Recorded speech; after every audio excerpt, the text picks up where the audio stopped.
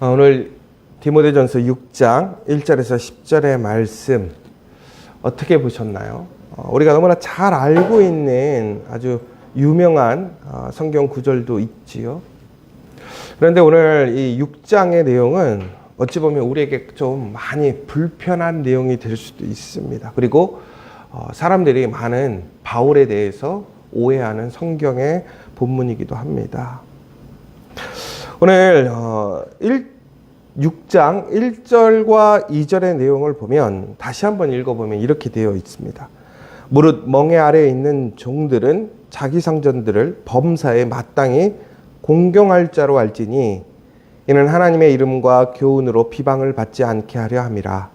믿는 상전이 있는 자들은 그 상전을 형제라고 가볍게 여기지 말고 더 잘 섬기게 하라.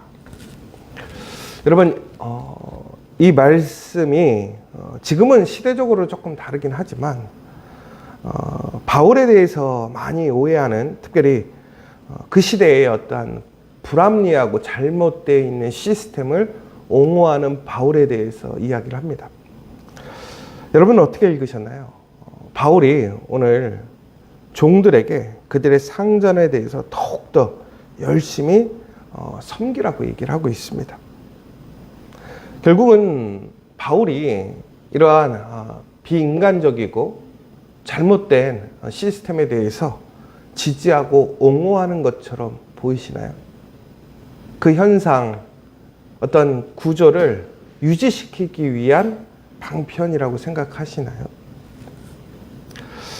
그러면 왜 바울은 오늘 이렇게 학대받고 인권을 빼앗기고, 우리가 천부 인권이라고 하잖아요. 태어날 때부터 가지고 있는 하나님이 주신 우리의 권리가 있습니다.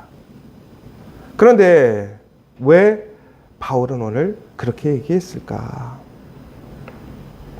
그런데 바울은 그러한 시스템이나 노예제를 인정하고 옹호했던 내용이 아닙니다.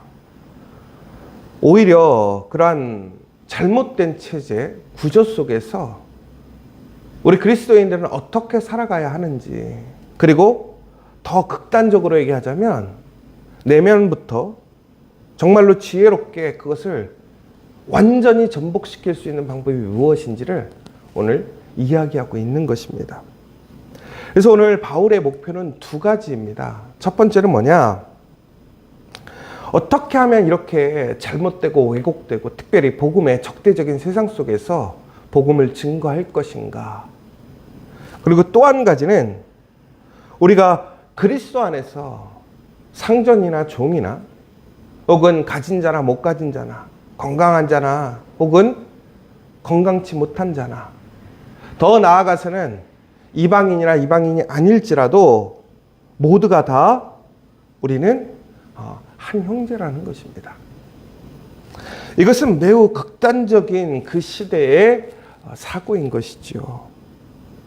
그래서 오늘 이 바울의 이야기는 사회에 잘못된 어떤 그런 불의한 쇠사슬에 묶여있는 그러한 사람들을 그냥 현실적으로 수용해라, 이 얘기가 아니라 바로 우리의 그러한 더 근본적인 우리의 내면의 그 중심의 마음의 노예의 상태로부터 우리가 참된 자유를 얻는 길에 대해서 이야기를 해주고 있다는 것입니다.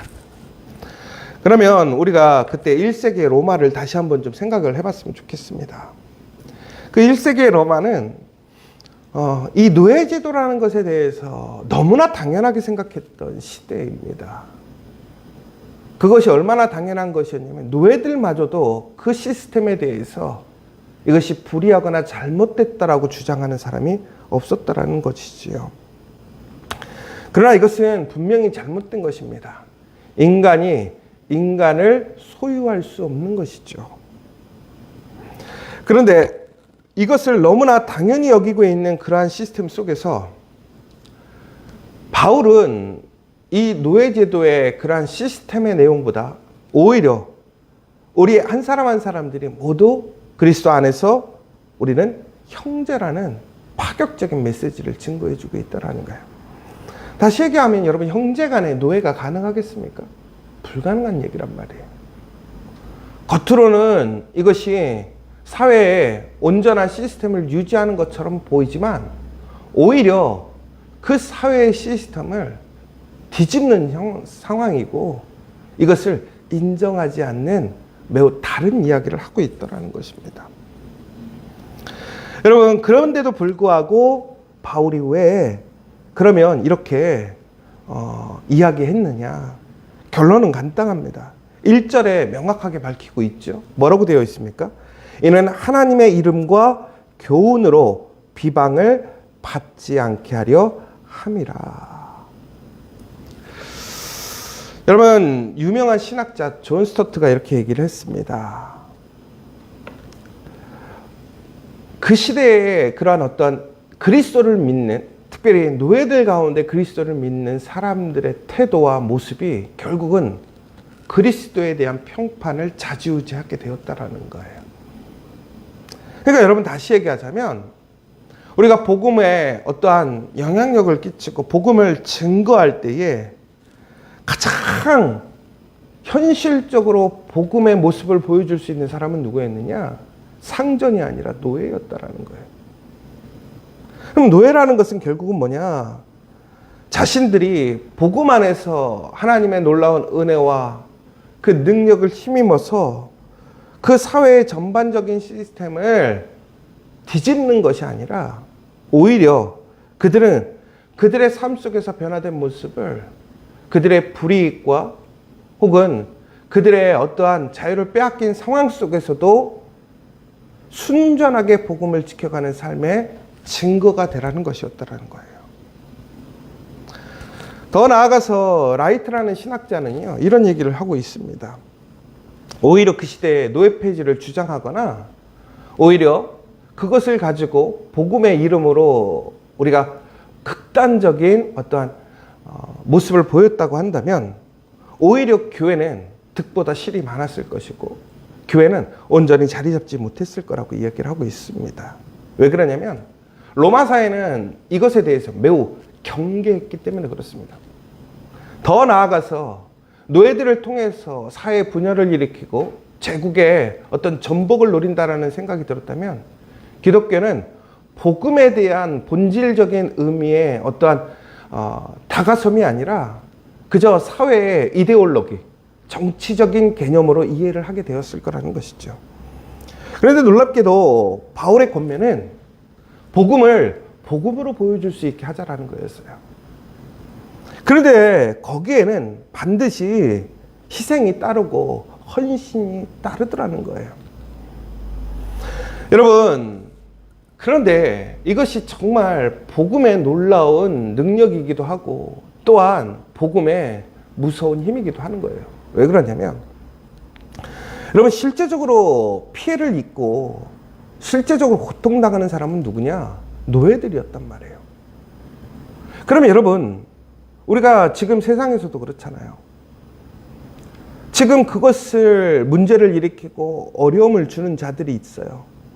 누가 변해야 됩니까? 누구를 바꿔야 합니까? 세상의 이치로 보자면 당연히 문제가 있는 사람들을 바꾸고 바뀌어야 되는 것 아닙니까?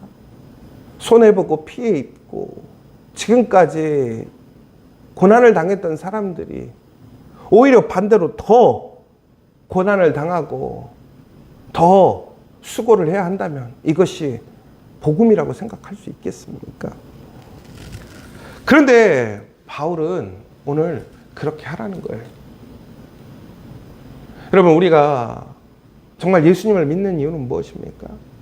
이 땅의 불합리함, 불공정함, 그 문제들을 우리가 이겨내고 싶은 거 아니에요? 소망이 없을 때 그 소망이 되시니까, 희망이 되시니까, 구원이 되시니까 우리가 하나님 믿는 거잖아요. 그런데 하나님이 오히려 하나님의 복음을 위해서 내가 더 오히려 지금 상황에서 헌신하고 수고하고 애써야 한다면 여러분, 그것을 기쁨으로 여기시겠습니까? 그런데 여러분, 예수님은 어떻게 하셨습니까? 왕이 아니라 종이 되셨다고 되어 있어요. 여러분, 예수님은 우리의 왕이시지요. 그럼에도 종이 되셨어요. 여러분, 종이 된다는 것이 우리의 끝을 얘기하는 게 아니란 말이에요. 우리의 수치가 되는 것이 아니란 말이에요. 왜? 그 십자가의 복음의 능력은 모든 것을 새롭게 하기 때문에 그렇습니다. 전국엔 어떻게 되었습니까? 죄를, 그 죽음을 이기시고 예수님이 부활하셨습니다. 새롭게 하시고 바꾸셨다는 거예요. 그러나 믿는 사람들이, 특별히 하나님의 구원의 복음 안에 있는 사람들이 복음을 알지 못하고 세상의 그러한 이치와 도의를 따라가는 사람들 앞에서 우리가 행해야 할 모습이 무엇이냐? 바로 예수님과 같이 우리는 더욱더 섬기고 낮아지는 자가 되어야 한다는 거예요. 그러나 우리가 세상에 위치적으로 그 역할을 감당하라는 소리가 아닙니다. 그 목적이 무엇이냐를 잊지 않아야 된다는, 복음을 위해서라는 거예요. 여러분, 우리는 많은 답답함을 경험하고 변화를 요구할 때가 있어요. 여러분, 거기에 가장 치명적인 변화는 뭐냐? 내가 말씀으로 먼저 사는 거예요. 말씀으로 먼저 산다라는 것은 결국은 무엇이냐? 내가 더 큰 복음 앞에 겸손하게 무릎 꿇고 예수님이 우리에게 보여주신 그 사랑과 섬김을, 그 십자가를 실천하는 것입니다. 우리의 분노, 우리의 억울함이 있지요. 그래서 세상이 바뀔 수만 있다면 우리가 분노하고 무너뜨리고 전복시켜도 됩니다. 그러나 그것은 일시적이에요. 우리의 삶에, 우리의 내면이 바뀌지 않으면, 우리가 새 사람이 되지 않고 우리가 보혈 능력으로 새 사람 되지 않으면 결코 바뀌지 않는다라는 거예요. 변할 수 없다라는 거예요. 조금 늦어지는 것 같고 변화되지 않을 것 같지만 전국에는 복음의 그 십자가를 지고 나아가는 자들이 최종적으로 승리하게 됨을 기억하시기 바랍니다.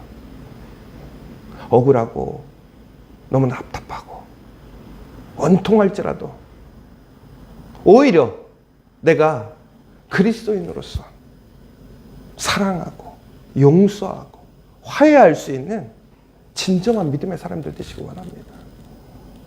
우리는 간혹 그런 얘기를 해요. 믿는 사람들 가운데서도 왜 나만 당해야 돼요? 우리만 그래야 돼요?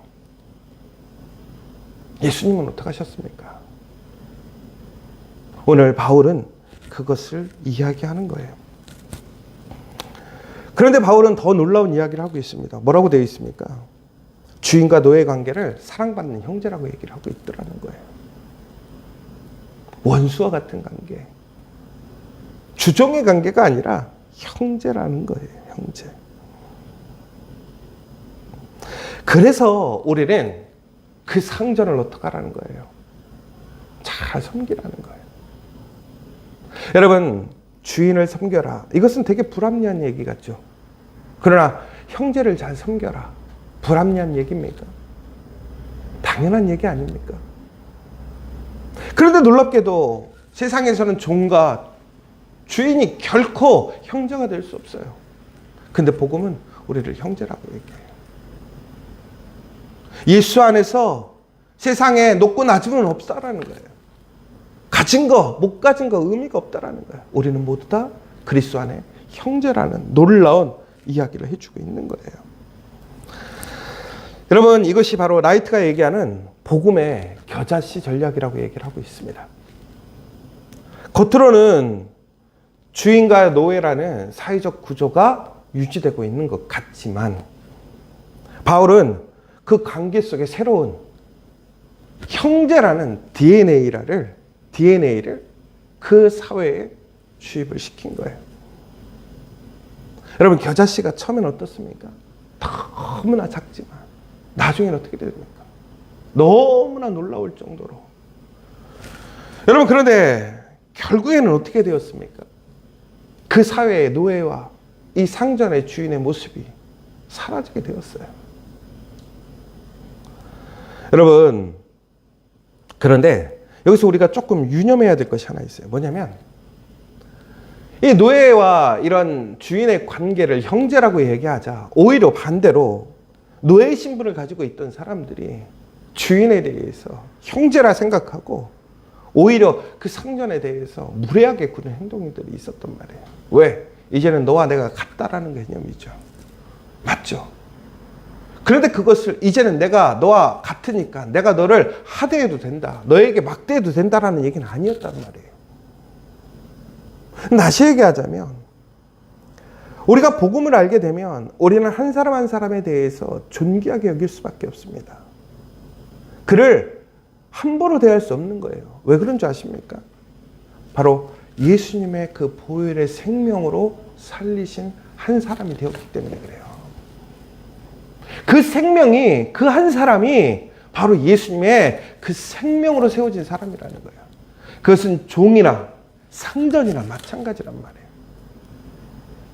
여러분, 이 시스템에서 내가 그 사람에게 그러한 어떤 질서에 복종하라는 개념이 아니라 예수님의 거룩한 보혈의 능력으로 살리신 그 한 사람이라는 것을 인정하고 그 보혈의 능력으로 그 사람이 살아나기를 우리는 어떻게 해요? 힘써야 한다는 거예요.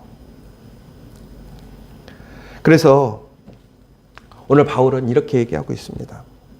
우리 세상에 잘못된 불의한 제도나 혹은 모습들을 우리가 정치적이거나 어떤 힘으로 바꾸려 하지 말라는 거예요. 바울의 방식은 다르더라는 거예요. 바울은 오히려 그러한 것에 전면적으로 그것을 전복시키거나 변혁시키는 것이 아니라 오히려 복음을 통해 그것의 본질적인 부분들을 바꾸는 거예요.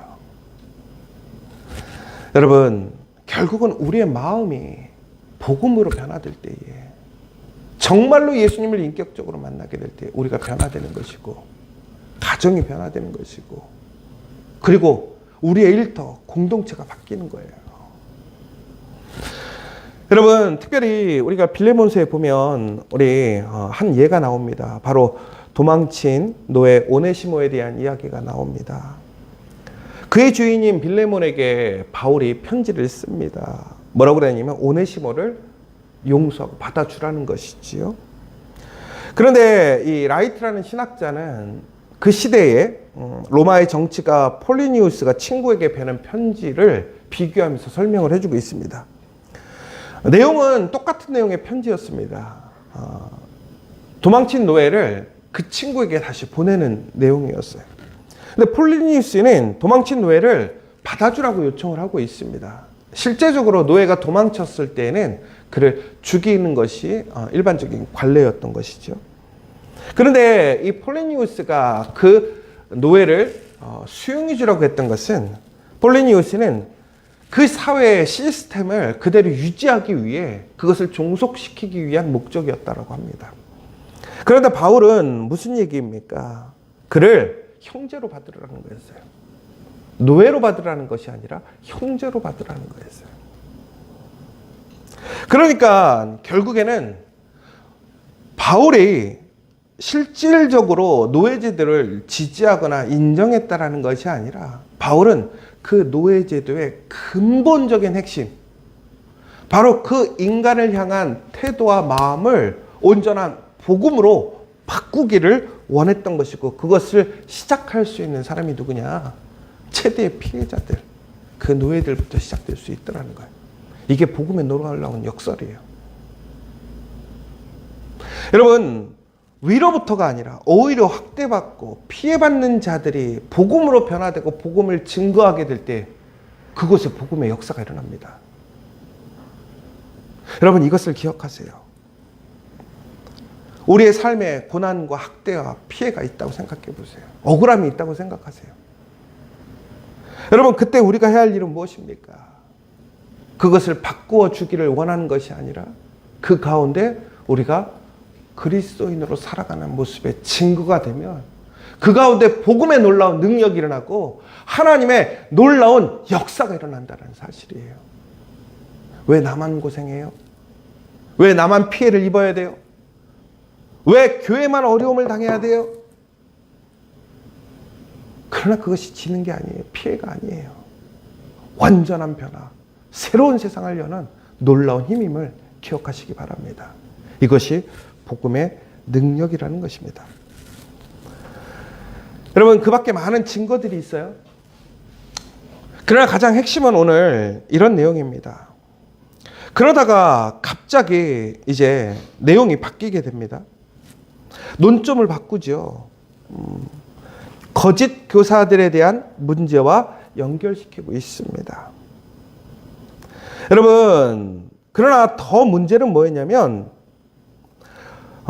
우리의 외부적인 억압, 묶여 있음보다 더 문제는 뭐냐? 우리의 내면의 억압, 묶여 있음이라는 거예요. 여러분, 우리는 노예제도는 매우 심각하게 생각하지만 거짓 교사들에 대해서는 그렇게 심각하게 생각하지 않아요. 근데 오히려 바울은 얘기하는 것이 노예제도가 옳다라는 것이 아니라 잘못된 것이에요. 그런데 그거보다 더 잘못된 것은 뭐냐? 거짓 교사라는 거예요. 왜? 거짓 교사는 우리의 마음을 죄에 묶어둡니다. 잘못된 것에 묶어두더라는 거예요. 그러면서 이제 그 잘못된 것들 속에서 우리가 어떻게 그것을 이겨낼 수 있느냐. 바로 그것에 대해 핵심을 자족하는 마음이라고 얘기를 하고 있습니다. 여러분, 그러면 결국은 이것이 무엇을 의미하는 것이냐면 우리의 문제를 해결함에 있어서는 외적인 문제를 해결하는 것 또한 필요하겠지만 가장 중요한 것은 뭐냐? 우리의 내적인 문제, 우리의 내면의 문제를 바꾸지 않고는 결국 외적인 문제가 근본적으로 바뀌지 않는다는 거예요. 내가 내면에 종이 아닌 하나님 안에서 복음 안에 참된 자유이냐면 외부적으로 내가 아무리 억압되고 묶여 있어도 우리는 결코 종이 아닙니다.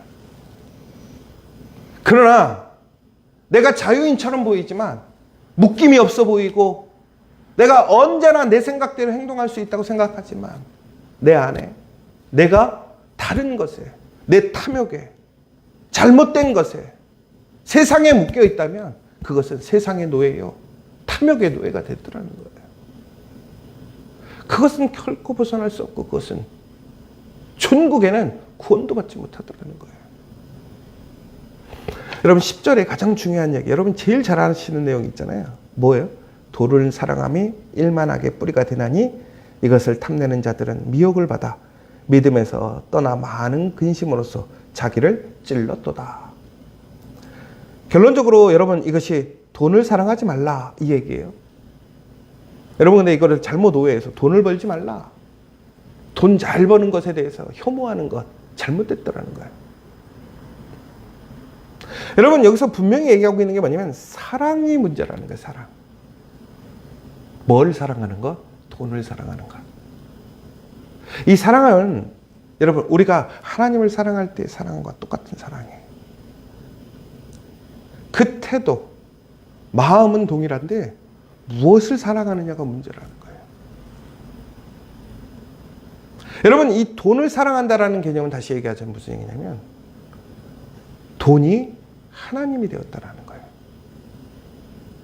여러분 다시 얘기하자면 마찬가지예요.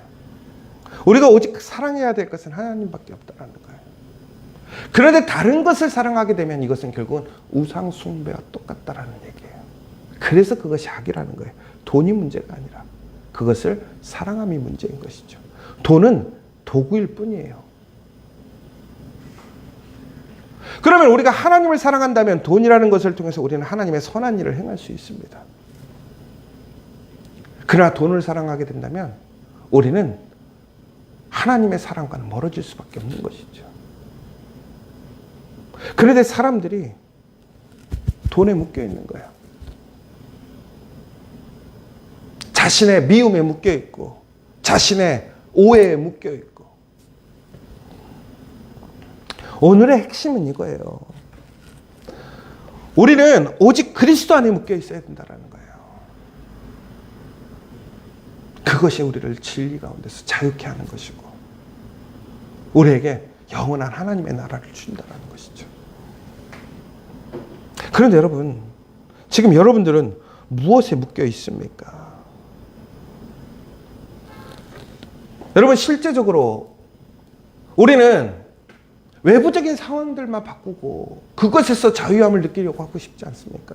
경제적으로 어려우면 그저 하나님 나의 경제적인 문제를 풀어달라고만 얘기하고 있고, 관계적으로 어려우면 그 관계의 문제가 해결되게 해달라고만 기도하고 있지 않습니까? 시험과 어려움이 오면 그 시험만 없애달라고 기도하고 있지 않습니까?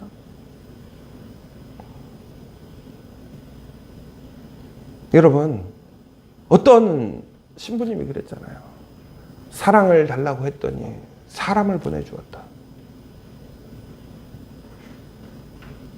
여러분, 내가 누군가를 사랑할 수 있는 마음이 없으면 결코 나에게 사랑이 오지 않습니다. 내가 누군가를 섬길 수 있는 마음이 없으면 결코 나에게 섬김이 오지 않는다라는 거예요. 내가 하나님을 사랑하지 않으면 하나님의 사랑이 나에게 오겠습니까? 여러분, 변화가 필요하십니까? 문제를 해결하고 싶습니까? 외적인 전복에, 외적인 변화에 초점을 둘 게 아니라 나의 그 중심에 나는 복음으로 정말로 사랑하고 용서하고 형제로 여기고 그 복음의 그리스도의 십자가처럼 살아가고 있는가? 오늘 주는 메시지가 바로 그 얘기라는 거예요. 이 시대의 불의함을 옹호하라는 게 아니에요. 내가 살아가고 있는 문제를 인정하고 그냥 수용하라는 문제가 아니에요. 바꿔야 돼요. 그런데 바꾸는 시작점이 뭐냐? 나부터 시작돼야 된다는 거예요. 저도 보면 마땅치 않고 또 바꾸고 싶은 것들이 있어요. 그런데 우리가 가장 손쉽게 하려는 게 외부 사람들을 자꾸 바꾸려고 그래요. 그 시작은 나부터죠. 저도 그러면서 보는 거예요. 너는 얼마나 많이 바뀌었니? 너는 얼마나 그렇게 하고 있니? 참 부끄럽더라고요.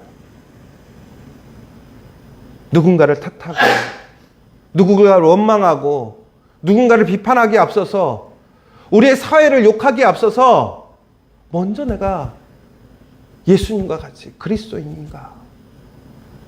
내가 복음 앞에 서 있는 정말 그리스도인인가? 오늘 바울의 권면처럼 내가 노예임에도 불구하고 주인을 섬길 수 있는가?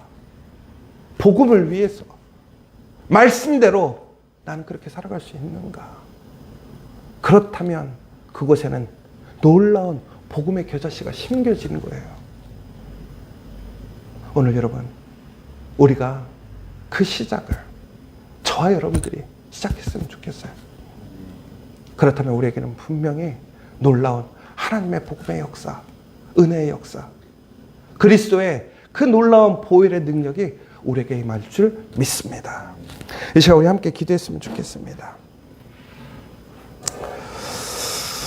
오늘 우리 시간 참된 자유가 무엇인지를 우리는 생각해 봐야 합니다. 참된 자유는 외부에서 오는 것이 아닙니다. 세상의 멍해가 아니라 탕요욕의 명예가, 우리의 잘못된 사랑이 우리를 더 속박시키고 있음을 우리는 깨달아야 합니다. 오늘 우리가 이렇게 기도했으면 좋겠습니다. 그리스도의 놀라운 복음을 통해서 은혜를 주시사 그리스도 안에서 참으로 참된 자유한 자로 살아가게 해달라고, 일터에서 복음의 증인으로 성실하게 일하게 해달라고, 우리 마음속에 있는 물질주의라는 노예제와 싸워 이기게 해달라고, 세상의 보물이 아닌 자족하는 경건에서 우리의 큰 이익을 발견할 수 있게 해달라고, 십자가에 화해시키는 능력을 우리의 삶으로 증명하게 해달라고, 이 세상에 하나님의 나라를 보여주는 공동체로 서게 해달라고, 우리의 참된 주인이신 예수 그리스도의 이름으로 우리가 살아갈 수 있게 해달라고. 내가 변화되게 해달라고. 내가 그 증거가 되게 해달라고. 세상의 노예로 그 속박된 곳에 무릎 꿇고 좌절하는 것이 아니라 그리스도의 놀라운 복음으로 자유함을 얻었음을 우리가 선포하고 증거할 수 있는, 그래서 그것에 하나님의 놀라운 복음의 통로가 되게 해달라고 우리 이 시간 간절히 기도했으면 좋겠습니다. 반드시 그 가운데 하나님의 나라가 세워질 줄 믿습니다. 더 나아가 오늘 우리 많은 교우들 육체적인 연약함과 또 관계의 문제, 또 경제적인 문제, 어려움들이 있습니다. 무엇보다 하나님의 도우심으로 그들이 일어나고 회복되어지길 원합니다. 그러나 오늘 이 말씀을 통해서 그 시작점을 외부가 아니라 나로부터 시작하고 나의 변화로, 나의 사랑으로, 나의 용서로, 나의 섬김으로, 나의 헌신으로부터 시작되어질 수 있기를 간절히 소망함으로 그 가운데 다시 회복되어지는 은혜가 이루어지기를 다시 한번 기도해 주셨으면 좋겠고, 또한 우리 고3 학생들 잘 준비해서 끝까지 정말로 하나님의 놀라운 은혜의 상급을 받고 하나님께 존귀하게 쓰여지는 우리 자녀들 될 수 있도록, 또한 세상의 가치, 세상의 어떠한 목적에 휘둘려 가는 것이 아니라 하나님께서 세우시는 거룩한 부르심에 순종하고 세워갈 수 있는 우리 자녀들 될 수 있도록, 그리고 우리 지저처치 하나님의 비전과 사명대로 나아가고, 특별히 성산교회 통합 제안에 따라서 통합의 일정들이 하나님의 뜻 안에서 잘 협의되어지고 또한 협력하여 선을 이룰 수 있도록, 그리고 모든 결과는 하나님의 뜻대로 이루어질 수 있도록 다시 한번 기도해 주시면 좋겠습니다. 우리 주기도문으로 마치도록 하겠습니다.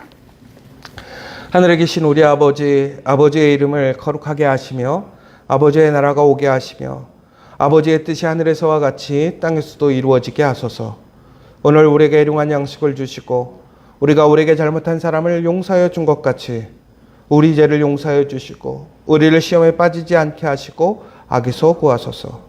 나라와 권능과 영광이 영원히 아버지의 것입니다. 아멘.